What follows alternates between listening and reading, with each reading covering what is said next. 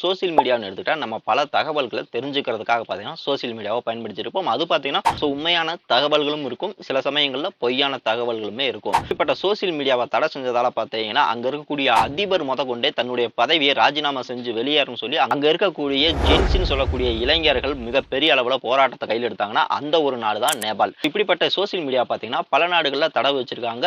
அப்படிப்பட்ட நாடுகள் என்னென்னு பார்ப்போம். அதற்கு முன்னாடி நம்ம சேனலை சப்ஸ்கிரைப் பண்ணி வச்சுட்டு வீடியோவை கண்டினியூ பண்ணுங்க. சீனாவை பொறுத்த வரைக்கும் 2009க்குள்ள அங்க பயன்படுத்தக்கூடிய அங்க இருக்கக்கூடிய ஃபேஸ்புக்கா இருக்கட்டும் இல்ல எக்ஸ் தளங்களா இருக்கட்டும் இதுல பாத்தீங்கன்னா முழுமையா தடை வச்சிருக்காங்க. இது பாத்தீங்கன்னா மியான்மரை பொறுத்த வரைக்கும் பல சோசியல் மீடியாக்களுக்கும் பாத்தீங்கன்னா அங்க தடை விதிச்சுதான் இருக்காங்க. ஆனா இது தற்காலிக தடைன்னு சொல்லப்பட்டாலும் இப்ப பல காரணங்களால பாத்தீங்கன்னா இது தடை செய்யப்பட்டு தான் இருக்குது. 2011ல இருந்து சிரியாலையும் பாத்தீங்கன்னா இந்த சோசியல் மீடியா ஆப்புகளை தடை செஞ்சிருக்காங்க. இது எதனால பாத்தீங்கன்னா அங்க நடந்த உள்நாட்டு போர் காரணமாக பல பிரச்சனைகள் உண்டாகும்ன்றதால பாத்தீங்கன்னா இந்த சோசியல் மீடியாக்களுக்கு தடை வச்சிருக்காங்க.